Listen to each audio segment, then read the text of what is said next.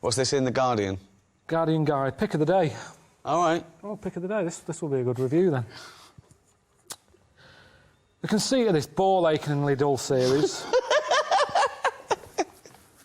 Has your balls ever ached from watching a programme? Have you ever watched a programme and gone, don't know if I'm enjoying this, but my balls are aching, I hate it. This is the dullest thing. Oh, hang on. It doesn't... I don't know what that means. His balls are aching because the series is that dull. If TV that he doesn't like makes his balls ache, why don't you turn it off quicker? He must get a twinge and go, oh. The seven wonders of the world. Christ the Redeemer, the Taj Mahal, the Great Pyramids. Truly man's greatest achievements. But there's one man who sees them differently. Most of the world is grim. Karl Pilkington.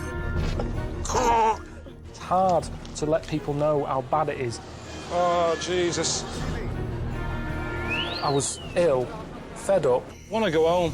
Tired and didn't like where I was. Karl, where are you going? Karl! I'm not staying in that room. What's it about? The stuff that these eyes have seen. Oh, for fuck's sake. There's loads of things that you go, why do you do that? And they go, it's tradition. Why is this traditional Chinese massage? Your body's in proper shock.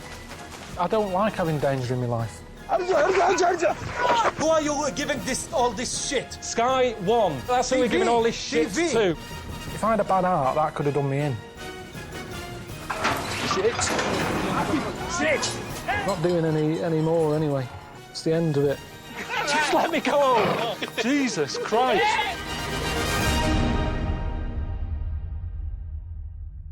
Hello and welcome to episode 8 of An Idiot Abroad, with me, Ricky Gervais, Stephen Merchant. Hello.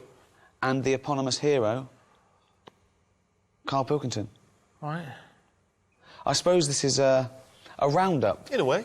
We've watched the series, we've laughed, we've cried, we've got angry. I got bored as well. But welcome back, Karl, because, you know, it's quite an adventure.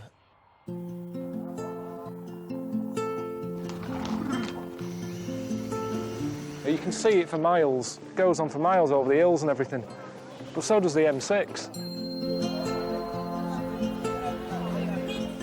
It's almost like a diamond in a turd. Yeah, you don't see that in the brochure, do you? Shitty old nappy whizzing through the air. I tend to leave that out. The stuff that these eyes have seen... Right. They'll remember it. Well, it's funny you should say about your eyes, because I've been consulting your diary here.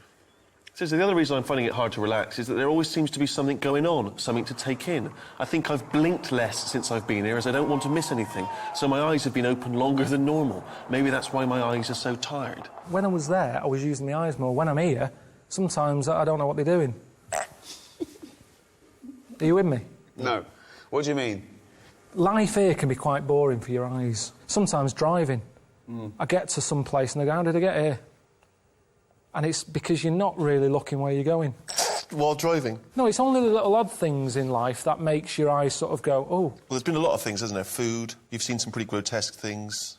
Like Food. that fella there who was your driver in China. Oh, man, this is incredible. Look at this lot. Thank you. She's all right. What's he having over there? Good Jesus. Does he know it's not all in one piece, that noodle? Are we in a race? I didn't realise... I mean, what... Why is he in a hurry? I'm in his van. Should I be getting a move on? He's meant to be giving me a lift home. The suction on that. It's just 1 minute it's there. It's like opening an airplane window. Just all sucks out. Well, That's it, he's eating it. I've hardly touched this. What's he got now?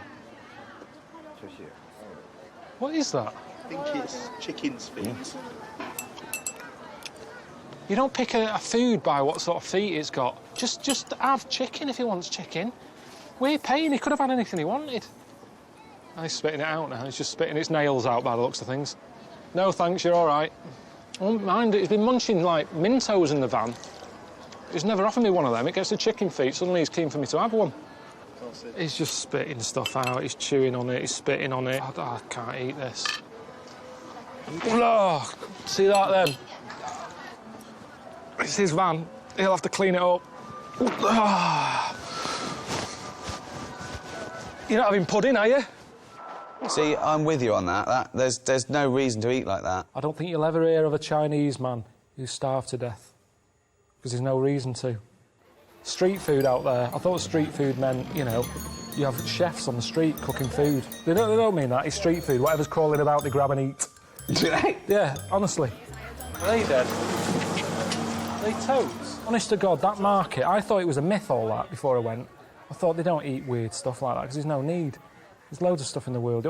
You don't have to get to that level yet. I think even in Lost, in that programme, they didn't even get to insects and that, did they? They were stuck on an island there with coconuts. At no point do you see one going, I have to eat a squid, or a lizard, or a scorpion. It never happened. Yet there, they just, I'll have that. Not a problem, just shoving them in the face. I mean, I don't think they do I'm a Celebrity, Get Me Out of There in China. Because they'd go, what's the problem here? Lovely all-you-can-eat buffet, yeah? Not a problem for them.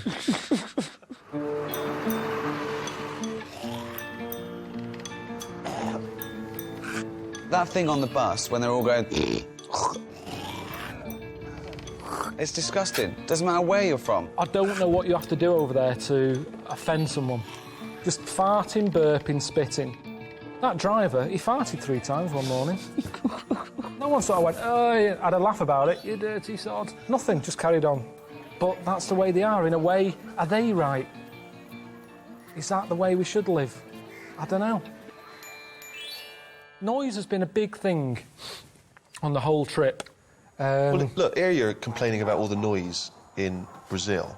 My ears just haven't stopped since they've been here. They've been overworked with constant, you know, drums, singing, whistles, chanting, dogs, helicopters, gays.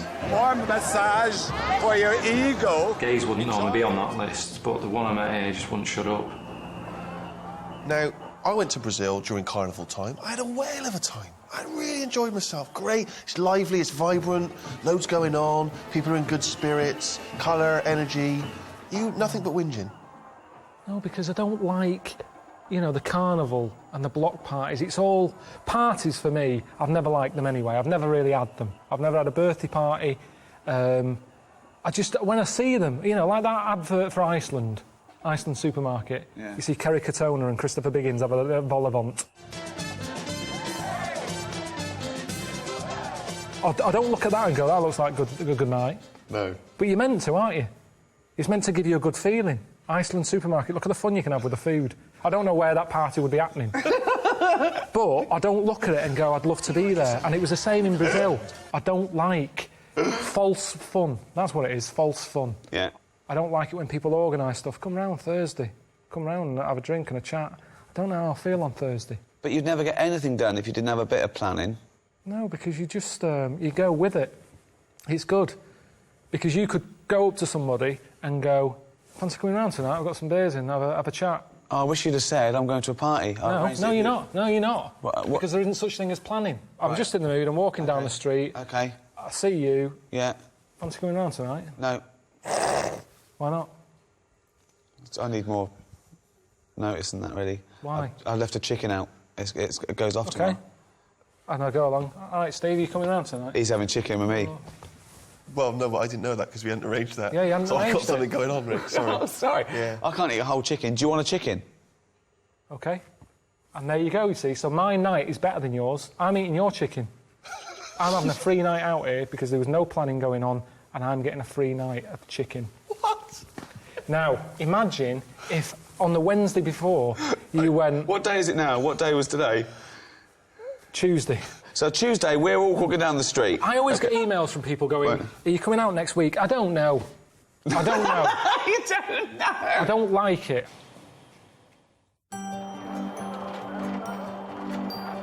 Hello, I'm Mr. Ashik. Ashik. Nice to meet you, Carlitos. How are you doing? Right, didn't wave back, so that's... They don't know what that means, or they hate me already, I don't know. He reminded me of Bill Oddie. Just looking at him thinking, I haven't seen the goodies for ages. What? What's that? And then the other Baba looked like Jim Morrison.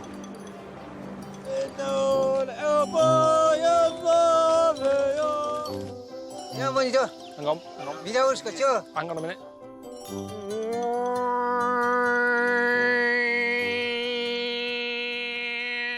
I won't be socialising. I don't do that. I've always said you only need 7 mates to get you through life. That's it. That's why, you know, I've mentioned Snow White with the midgets. She had them all covered in 7. Same thing again with friends. I don't want... You met a lot of interesting characters. Tell us about your favourites. Who are the ones that stick in the mind? What about Celso in Brazil? Tall and thin and young and handsome, the boy from Ipanema goes walking in. When he passes, each one he passes goes, oh. I thought he was all right, Celso. How do I look? You know, he's a different sort of mate. What was your first thought when he walked out looking like that? Oh, Jesus, what was that? It's just weird. It's like you've had Wurzel Gummidge sort of change the head. It's a little bit freaky. Why are you referring to Wurzel Gummidge? Why do you make no effort to try and speak to people in terms they might understand? What's the chances of him, fella in Brazil, knowing who Wurzel Gummidge is?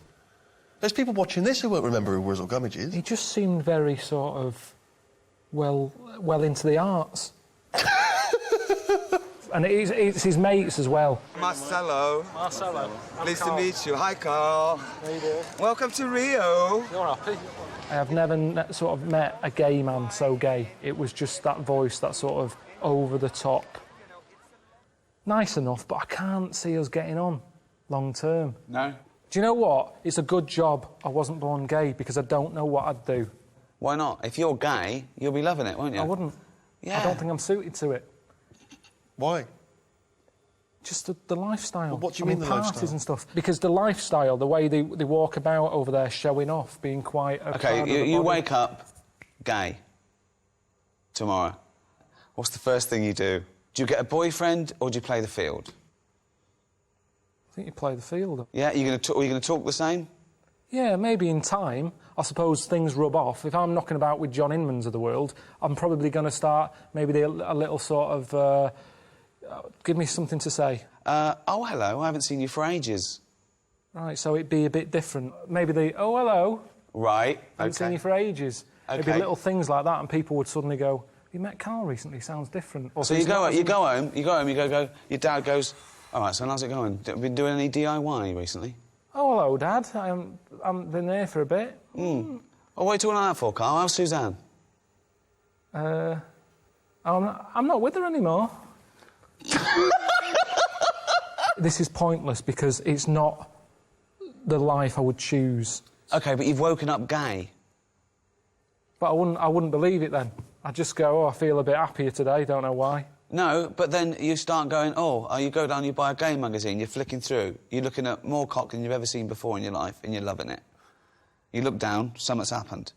What do you do next? I just wouldn't look at that magazine again. No, you're loving it. You go, I can't believe I haven't seen this magazine before. Yeah, but I've seen knobs before. Have you? Yeah. Where? You see knobs all the time. Where? In gyms and that. And don't say you don't look, because you do when you're in a gym. Because it's there. What and is? If you don't look, if you're going like that, that's more of a worry. If you're not happy looking a knob in the face, there's something wrong. You should be comfortable with it. Just there you go. It's a good rule of thumb. So, you have always been a big fan of what society would generally term freaks. You know, one of your favourite movies is The Elephant Man, which was why we were very excited when we sent you to see The Elephant Baba.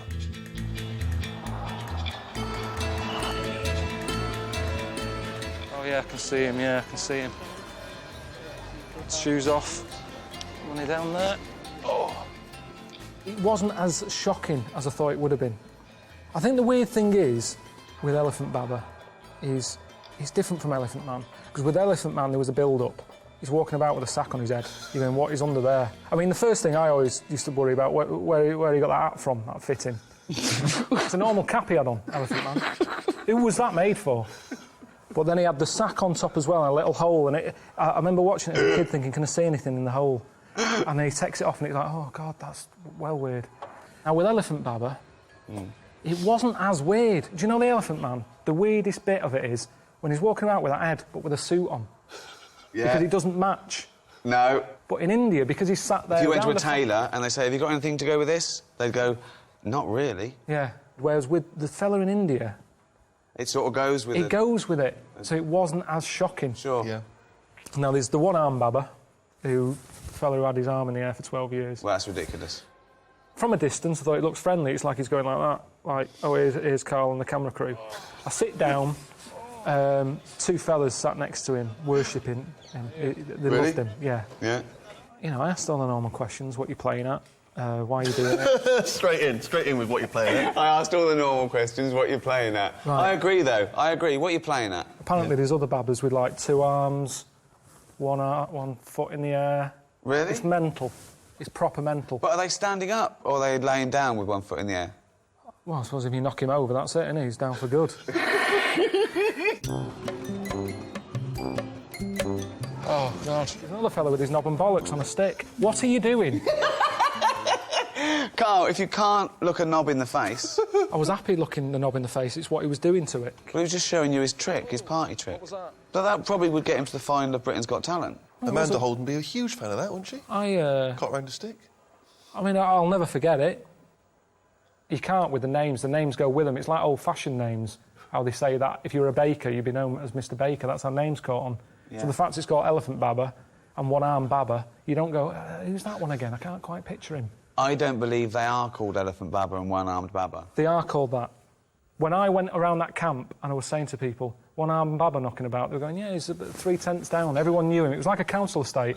You have nicknames. John the Screwabout, where's Tattoo Stan? It's all the same thing, all these little nicknames. Yeah. Now, if I said I don't know his real name, but if he was called, I don't know, Neil or whatever, and Neil about, they'd be going, Neil, which one's Neil? What does he do in the camp? And you go, he's got a head like elephant.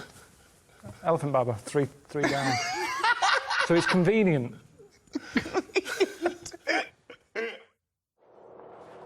There's certain things I've learned. Tell us, what have you learned? I learned that babies in China, a lot of them have square heads. Right, go on. Is this... Can we look at this clip? He's a big lad. Has he got a square head? I can't tell. Yeah. But why do they have square heads? I asked some questions, and the main answer seemed to be so they don't roll out the cot. No way. How do they make sure their baby gets a square head? They somehow stick a book to the back of its head when it's born. When you're born, your head's soft. Yeah, that's right, yeah. Did your mum strap her dinner plate to your head when you were a kid? Yeah, what? A ladle. But I didn't get all the ins and outs, and this is what I'm saying. But why does that doesn't stop them rolling out the cot? If you've got a square head, it's not like they couldn't roll out. Babies' heads, remember, your head is quite big as a baby. Right. The body's sort of like that, and its head, it's trying to roll, and it can't because it's like that. And it's attractive, apparently. What do you mean? Show me again. Do it again. The baby's in the cot like that. And it would want to sort of... If so it had a round head, it could just go like that. Yeah, so now do it with the scround. How is it stopping it? I don't understand. So because it's kind of going... You can't roll. What shape is a wheel? Round. Some people think you are a character that we write and direct. If we'd created a character as brilliant as this, do you think we'd have flogged it to Sky? Definitely not. Definitely not. Definitely not. There's loads of weird fish, though. I think there's fish in here that I've read about that are so see-through that they're invisible. So I don't even think they know they exist. Because other fish don't go up to it and, like, mate and stuff. I don't know how it works. But it's like they're not there to us or to them. So they might as well not be there. It's a really weird... I don't know all the facts. If you're invisible, you'd eventually get ignored a lot. And you'd go, well, there's no point acknowledging anyone because no one can see me. Don't think that's how it works. Of course it is. Think if you were invisible and I walk past you, I'm going to ignore you because I can't see you. You can't communicate because I'd go, who was that? And eventually you just go, I can't be bothered communicating. So you're just there, floating about, eating. So that's probably why they carry on, because they just eat. They've got nothing else to do. I read it, and I think they're in here, but you're not going to see them, so I can't prove it. There's people out there who said I'm an actor called Graham. Yeah. I wish I was. I wish I was. Well, change your name to Graham and become an actor. No, because then they go, oh, we knew that. So the reason you're not changing your name to Graham and becoming an actor is that you don't want to give idiots the benefit of the doubt. Well, no, it's also that thing of remembering that you've changed your name. It's like I told you, didn't I, when I was a kid and I changed my name to Brett.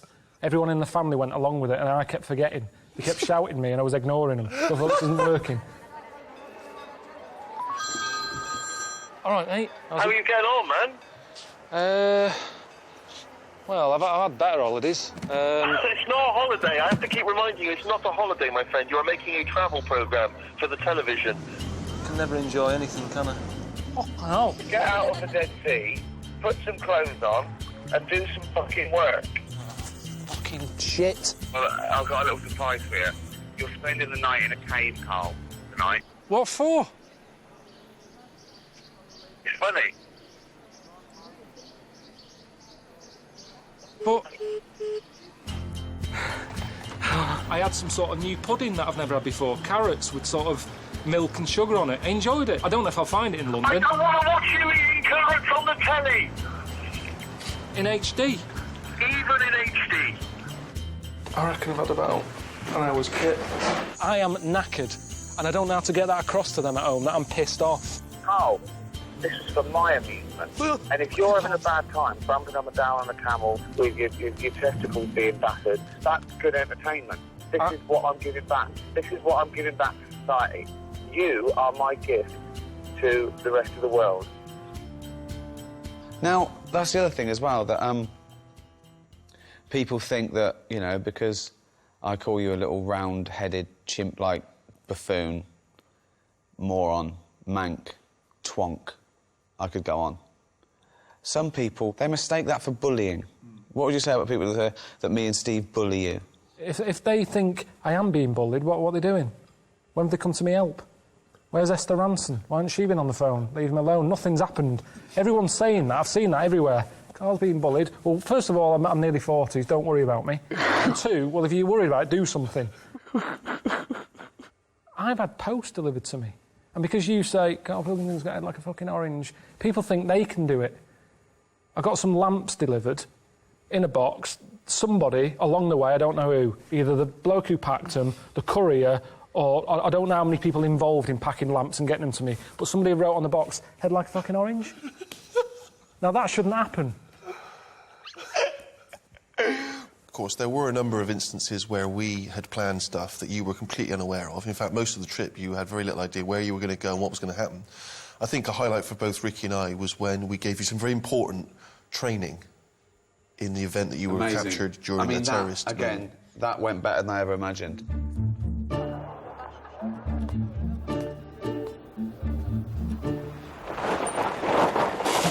Allahu Akbar!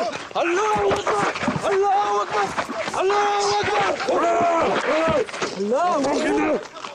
Hey, mate, leave me alone, man! Yeah, I think you're out of order. What is going through your head when those guys grabbed you? You did not know they were going to attack you and grab you and drag you in the back of a van. It all went black. I heard a lot of shouting going on.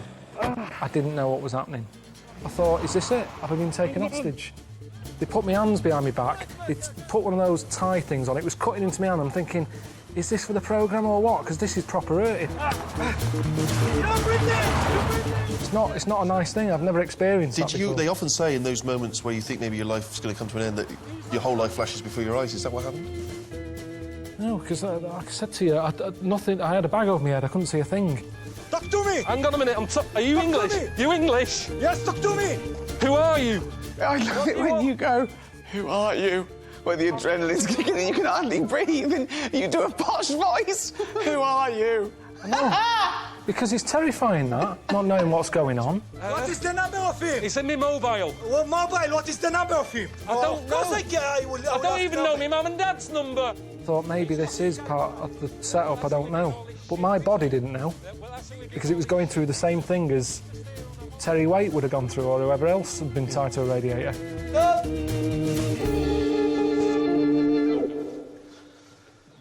Did you learn anything from that, though? That was important training to make you able to cope if such a terrible thing did occur to you.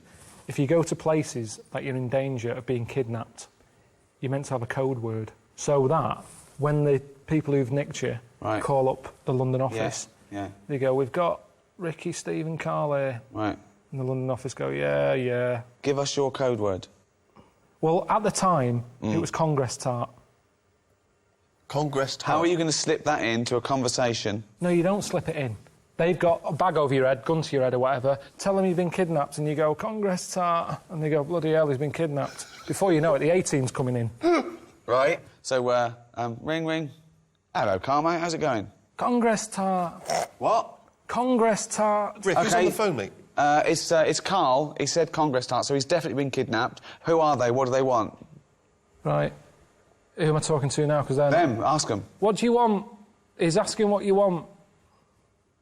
Well, there's no one here to do that bit of role-playing, so maybe you should tell me what they're saying. They said, they just said they want to use me as bargaining power. But what do they want? What do they want? We'll see if we... But what do you actually want? Oh. What would they want? Is it money? Give them money. Okay, £5 million.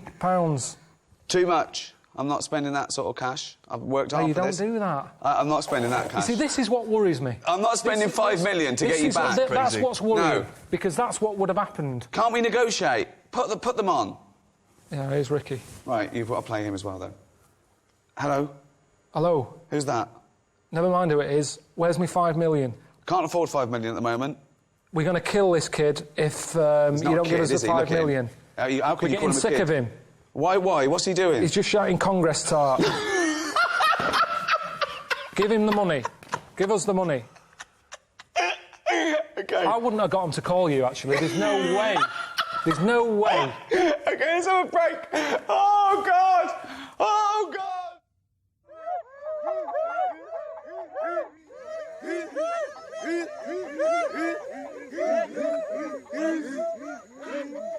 It's not really a dance, is it? It's like a little bit of a shuffle, really. It's just that. Not really. Not using. Not even adding that sort of thing to it. Just a bit more with the face, even. It's that sort of old man shuffle who's, you know, when old men are sort of a bit pissed up and the pants have fallen down a bit. Sort of that pissed up walk.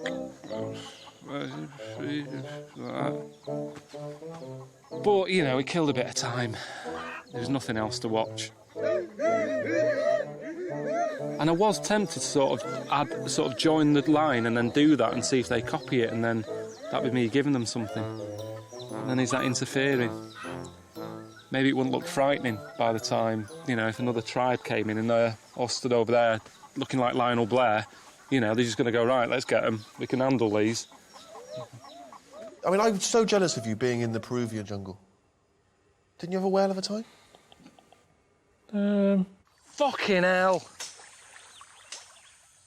Want to go home. People watching it will sort of go, but, you know, I've seen all this. Ray Mays and Bear Grylls sucking on elephant shit and all that. It's hard to let people know how bad it is out there. When I came out of there, I'd had no phone signal. 5 days, no phone signal. Stuck in the jungle, the Amazonian jungle, in a one-man tent and then with a tribe for a couple of days. Called Suzanne up and said, all right, I'm safe and all that, expecting to get like a hero's welcome. All I got was, it's reassured me that if you died, I'd be all right. That's what she said. 16 years I've been with her. Not a day's gone by when I haven't spoke to her at some point. She turns around and says that. I'd be all right if you were dead. All right, cheers for that.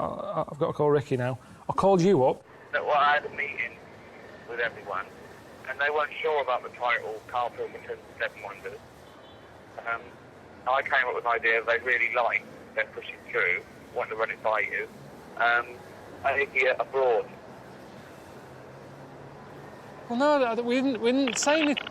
We didn't say anything about that. We said it's Karl Pilkington's Seven Wonders. Hello? Yeah, but they were saying, you know, who's Karl Pilkington?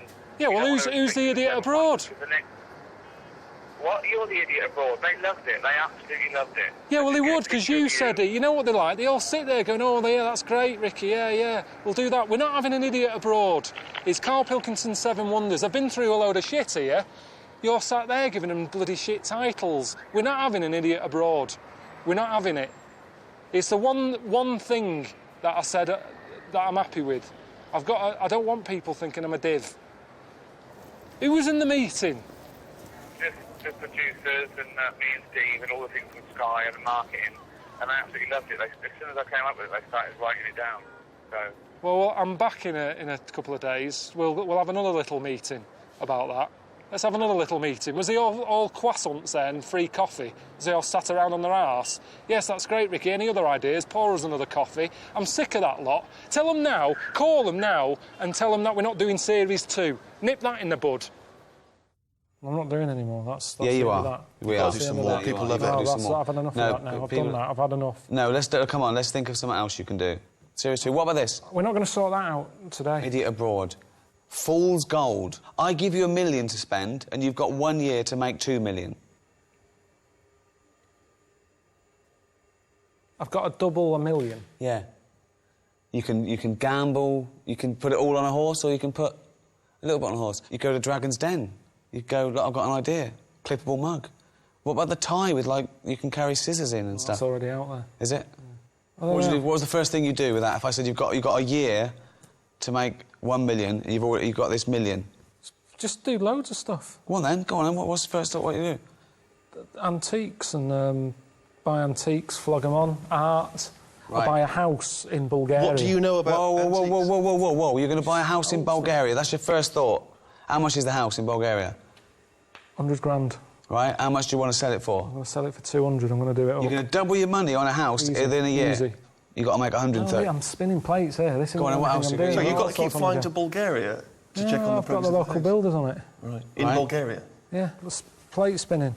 Right. Antiques on the go. I'm buying scratch cards. You're buying scratch cards? I'd buy a load of scratch cards. How many?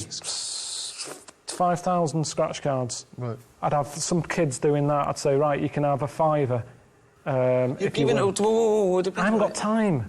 I'm giving it them to do. This is the worst idea I've ever heard. My million's gone, isn't it? Yeah, no, it hasn't. I mean, It hasn't. If you've got money, you make money. That's a fact. Where is Bulgaria? It's somewhere. I know Bulgaria is good for property. I've seen a lot of property programmes. Do you mean Belgravia? No. There's a lot of things that you can do with property, antiques. I'm buying classic cars and doing them up. So you're doubling your money on a classic car in a year? Yeah, but I've made stuff. I've made inventions. What have you done? I do the Dragon's Den. Like you say, the clippable mat idea. Like, you have your cup there, but look at that saucer. Every time I have a little bit of tea, I'm talking to you, I've got to go like that. I've got to look exactly where I'm putting it again. Right. The clippable mat is stuck on. It's attached to it at all times. That's ridiculous. I'm talking to you. How's it going? And if I want, I'd have to put it down there. I could put it down there. I'm not limited as to the surface that I can put it on. It's attached. It's washerproof. Dishwasher-proof. It's an idea. I'm out. Fuck me, so am I.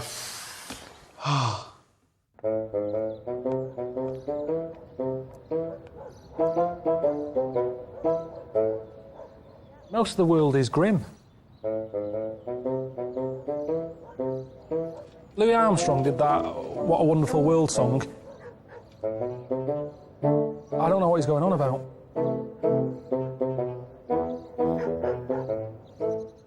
If Louis had seen what I'd seen, he wouldn't have brought that out. Well, Karl, you talked a lot before you went on the trip about how probably your happiest holiday time was when you were younger. Where was you used to go? Wales. Wales. Portmaddock. Right. Year after year after year. It was brilliant. And why was it so great? It's everything you want. It's a good, it was a good holiday park. Right. Weather was good. I had loads of mates there. There was always kids knocking about who I got on with. Arcade. beach. There was Hell's Angels down one end. And I remember watching them thinking, I want to be one of them. I want to be a Hell's Angel. Because they looked hard. All the leather on and that. And I don't know, you see, this might not be true. But my mum told me, it might have just been to put me off. She said, to be a Hell's Angel, you've got to shit in your pants. Of your mum giving you... So shit in your pants and keep them on for a week. So, yeah, my dad said me Auntie Nora could have joined then. But, So, what you're saying is that you have nothing but happy memories of your glory days back in Wales. And, you know, you were whinging when we were sending you on these trips. You were like, oh, I had a great time back in Wales, blah, blah, blah. Well, we sent you back to Wales. Let's have a look how you got on. every holiday we had, we'd go to this place in Wales, this campsite. Mum and Dad's got a caravan there. It's designed, it's high-tech. I want you to experience it. It's all right, isn't it? This is good, isn't it? So you got loads of space for stuff and that. Big fire. 3 bedrooms it's got. Now, what's good is, normally, say if your gran comes in, oh, I didn't know your whole family's coming, where can I stay? You just go, hang on, watch how quick this is.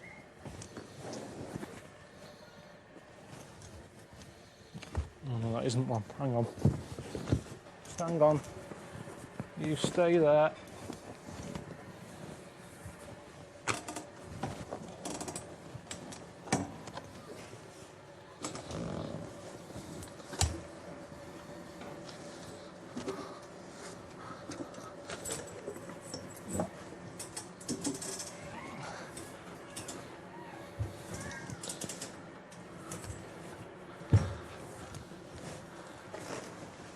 And you just sort of...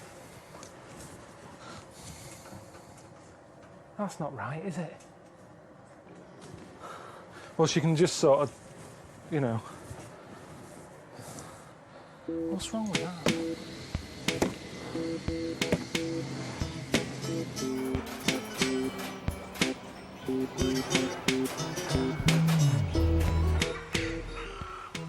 I remember getting chicken pox when I was here. I just sat in the bath with a load of salt, stop them itching. I burnt my hand badly because Joan Rossi was with us on holiday and she gave me a plate with sausage rolls on it. And she handed it to me with a tea towel. I just grabbed the plate, stuck it to my hand. A lot of injuries happened here, really. Some people are next door. So that might get annoying. They've put us right next to a family of 12 or whatever, and they seem the sort who'll be out there all night. They've got a table there with all sorts. Game of Monopoly. You don't have a quick game of that. You know what I mean? They're there for the night now. Your company now.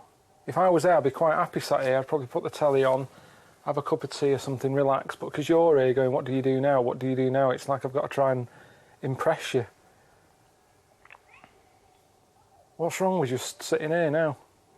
The air's coming in, they're getting on my tits. I used to come to do crabbing. But it's a bit of a ropey day today, isn't it?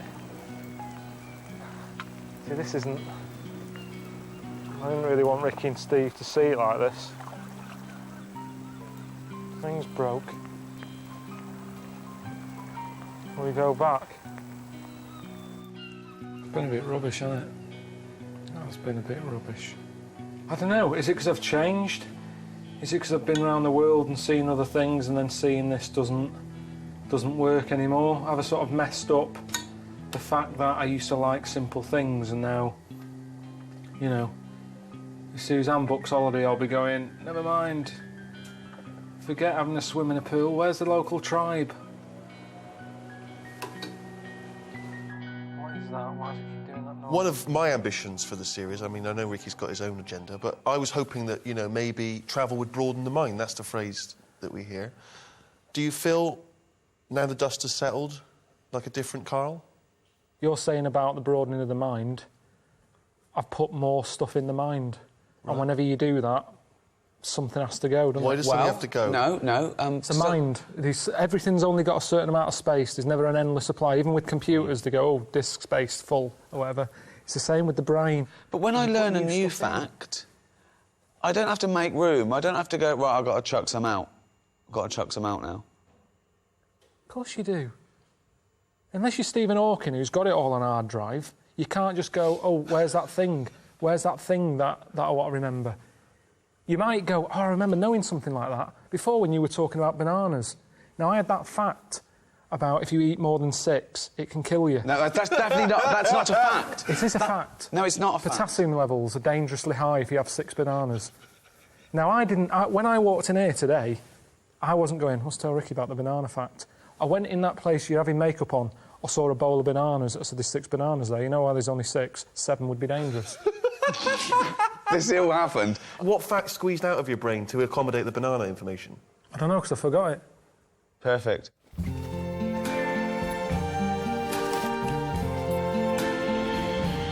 I see trees of green. Red roses too. There's no doors or anything. I see them blue for me and you. Oh. And I think to myself, what a wonderful world.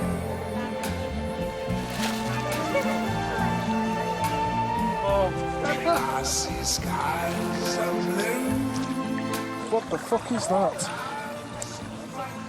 Is that someone's gauze? Bright, blessed day, the dark sacred night. And I think to myself, the lights are changing! Lights! what a wonderful world. Load of bees here. Is anywhere safe?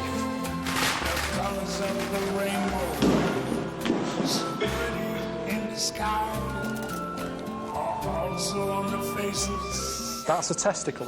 People going by, I see friends. Marcelo. Marcelo, not bad. Okay. Jesus.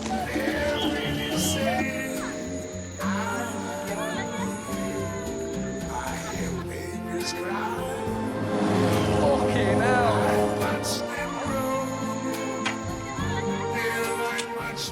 I'm not putting myself above my station here. I thought it was going to be the new paling. Soon found out I didn't know much, but then I put myself out to learn a bit more. It's been a journey. People watching it have been on my journey.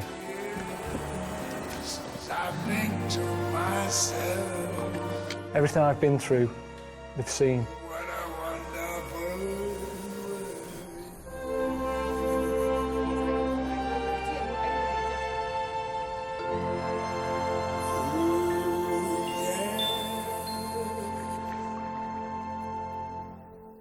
I mean, they say travel broadens the mind, but I don't know if it does. Buggers it up. I'm knackered.